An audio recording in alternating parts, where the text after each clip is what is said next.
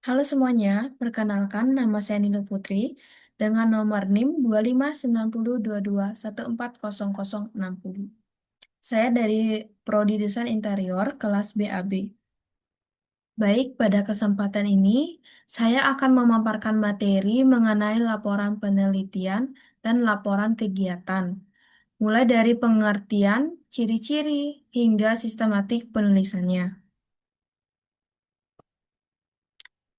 Pengertian laporan penelitian. Laporan penelitian adalah karya tulis yang disusun sebagai tahap akhir dari suatu penelitian.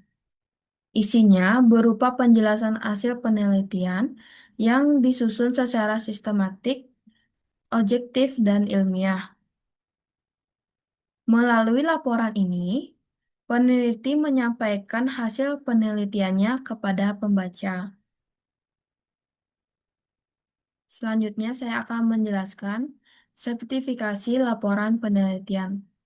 Laporan penelitian dapat ditulis untuk beberapa tujuan. Di antara lainnya, pertama, laporan riset yang ditulis untuk lembaga atau instansi tertentu.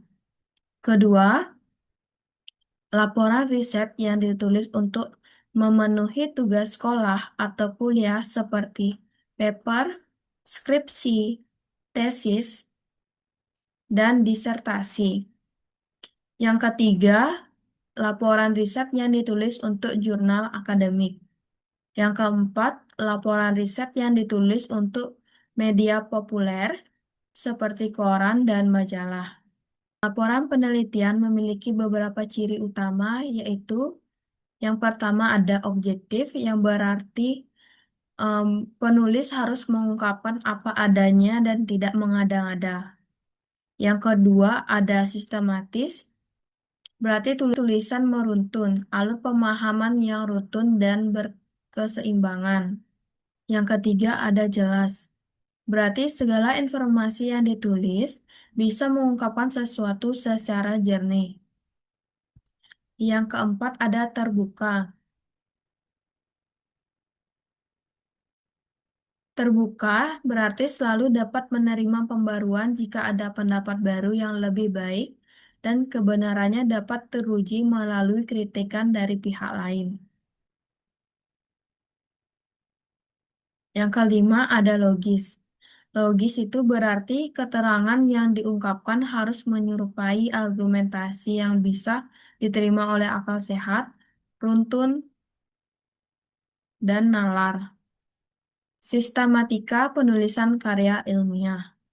Secara umum, penulisan karya ilmiah dibagi menjadi tiga bagian, yaitu bagian awal, bagian isi, dan bagian akhir. Bagian awal laporan penelitian adalah bagian pembuka yang berisi identitas dan gambaran umum dari penelitian. Yang pertama itu ada halaman judul.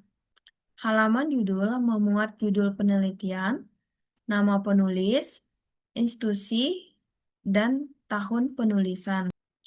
Judul ditulis dengan huruf kapital, singkat, jelas, dan mencerminkan isi penelitian. Selain itu, penulisan judul biasanya ditempatkan di tengah halaman. Tujuan halaman judul adalah agar pembaca langsung mengetahui topik penelitian yang dibahas. Yang kedua ada lembar persetujuan. Lembar persetujuan sendiri berisi pengasahan dari dosen pembimbing atau pihak yang berwenang. Bagian ini menunjukkan bahwa laporan penelitian telah diperiksa dan disetujui secara akademik. Yang ketiga ada abstrak. Abstrak merupakan ringkasan singkat dari seluruh isi penelitian. Abstrak biasanya berisi tujuan penelitian, metode, dan hasil penelitian, serta ditulis secara padat dan jelas.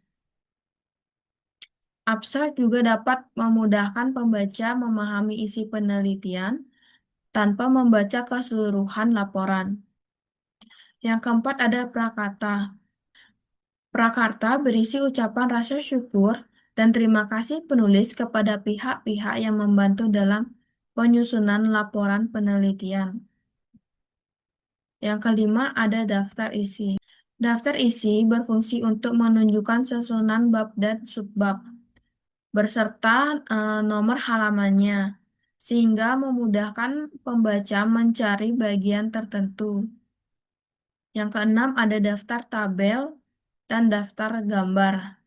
Ini daftar tabel dan daftar gambar ini bersifat objektif atau jika ada. Daftar tabel dan daftar gambar berisi urutan tabel dan gambar yang terdapat dalam laporan, lengkapnya dengan nomor halamannya.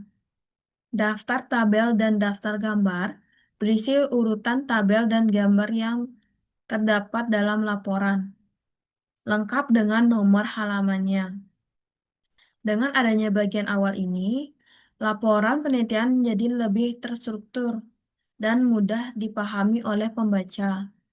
Selanjutnya ada bab 1, pendahuluan. Bab 1, pendahuluan merupakan bagian awal dari isi laporan penelitian. Bab ini bertujuan untuk menjelaskan alasan mengapa penelitian dilakukan serta arah dari penelitian tersebut. Pertama, di sini ada latar belakang masalah. Latar belakang masalah berisi penjelasan mengenai kondisi atau fenomena yang menjadi dasar dilakukannya penelitian. Pada bagian ini, penulis menjelaskan permasalahannya. Jadi, di lapangan, kesenjangan antara teori dan kenyataan serta alasan mengapa makalah tersebut penting untuk diteliti. Aturan penulisannya ditulis dari umum ke khusus, menggunakan bahasa baku dan ilmiah, tidak menggunakan opini pribadi tanpa data, biasanya disertai data, fakta, atau hasil penelitian sebelumnya. Tujuan dari latar belakang ini adalah agar pembaca memahami konteks dan urgensi penelitian. Dan masalah ditulis berdasarkan permasalahan yang telah dijelaskan pada latar belakang. Aturan penulisannya sendiri ditulis dalam bentuk kalimat tanya, singkat dan jelas, serta rumusan masalah harus bisa dijawab di hasil penelitian. Dengan adanya rumusan masalah, penelitian menjadi lebih terarah dan tidak melebar ke luar topik. Ketiga, ada tujuan penelitian. Tujuan penelitian sendiri menjelaskan apa yang ingin dicapai oleh peneliti melalui penelitian yang dilakukannya. Tujuan penelitian sendiri merupakan jawaban dari rumusan masalah. Aturan penulisannya biasanya ditulis dalam bentuk kalimat pertanyaan, menggunakan kata kerja seperti mengetahui, menganalisis, mengidentifikasi, dan harus selaras dengan rumusan masalah. Tujuan penelitian membantu peneliti tetap fokus pada hasil yang ingin dicapai. Yang keempat ada manfaat penelitian. Penelitian menjelaskan kegunaan hasil penelitian, baik secara teoritis maupun praktis. Manfaat teoritis sendiri memberikan kontribusi terhadap pengembangan ilmu pengetahuan. Sedangkan manfaat praktis memberikan manfaat langsung bagi pihak tertentu seperti instansi, masyarakat, atau peneliti selanjutnya. Biasanya ini memiliki aturan penulisan. Yang aturannya yang pertama ditulis dengan jelas dan realistis. Kedua, disesuaikan dengan topik penelitian. Dan yang terakhir, tidak berlebihan atau bersikap klaim. Dengan adanya bab 1 ini, pembaca dapat memahami dasar, tujuan, serta manfaat dari penelitian yang dilakukan. Pada bab 2, penulis menjelaskan landasan teori yang berkaitan dengan topik penelitian. Teori-teori ini diambil dari buku, jurnal, atau sumber terpercaya lainnya.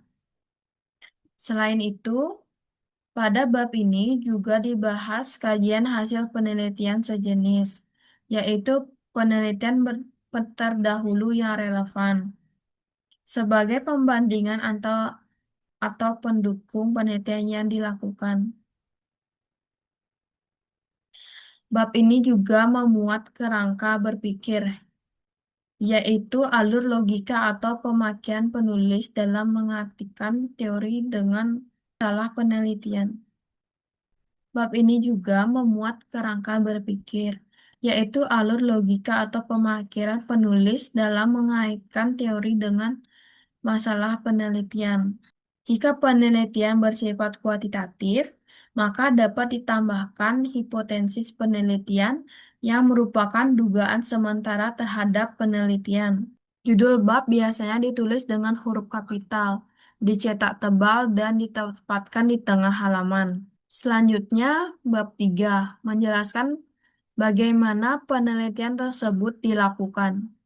Pada bab 3 ini, penulis menjelaskan jenis penelitian yang digunakan, apakah kualitatif atau kuantitatif atau metode lainnya. Kemudian dijelaskan populasi dan sampel penelitian, yaitu siapa atau apa yang menjadi objek penelitian. Di bab ini juga memuat teknik pengumpulan data, misalnya melalui observasi, wawancara, kuesioner, atau dokumentasi. Selain itu, dijelaskan pula teknik analisis data, yaitu cara penulis mengolah dan menganalisis data yang telah diperoleh. Aturan penulisan pada metode ini, penulisan harus jelas dan rinci agar penelitian dapat dipahami dan diuji ulang oleh peneliti lain. Bab 4 merupakan inti dari laporan penelitian. Pada bab 4, penulis menyajikan gambaran umum objek penelitian agar pembaca memahami kondisi dan latar penelitian. Selanjutnya, dijelaskan hasil penelitian, yaitu data atau temuan yang diperoleh selama penelitian. Hasil tersebut kemudian dibahas dan dianalisis, serta dikaitkan dengan teori-teori yang telah dijelaskan pada bab 2. Pada bagian ini, penulis tidak hanya menyajikan data, tetapi juga menjelaskan makna dari data tersebut. Selanjutnya, bab 5 merupakan bagian dari akhir dari isi laporan penelitian. Bab 5 berisi kesimpulan, yaitu rangkuman dari hasil penelitian yang menjadi jawaban rumusan masalah. Selain itu, terdapat saran, baik untuk penelitian selanjutnya maupun pihak terkait. Kesimpulan biasanya ditulis singkat, jelas, dan sesuai dengan hasil penelitian. Pada bagian akhir, terdiri dari daftar pustaka yang memuat semua sumber referensi yang digunakan dalam penelitian. Selain itu, terdapat lampiran seperti data pendukung, tabel tambahan, atau dokumentasi penelitian. Aturan penulisannya, daftar pustaka harus sesuai dengan gaya penulisan yang digunakan seperti APA, MLA, atau Chicago Style. Sekian presentasi dari saya ucapkan terima kasih dan mohon maaf apabila ada kekurangan saat saya menyampaikan isi materi yang berjudul laporan penelitian ini.